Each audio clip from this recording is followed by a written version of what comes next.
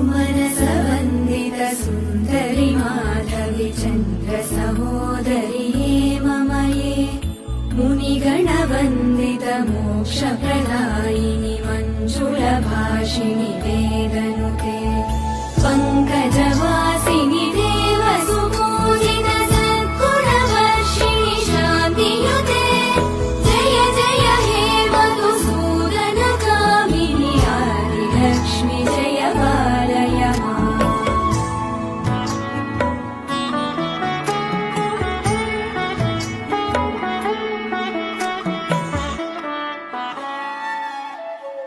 अयि कलिकल्मषनाशिनि कामिनि वैदिकरूपिणि वेदमये क्षीरसमुद्भव मङ्गलरूपिणि मन्त्रनिवासिनि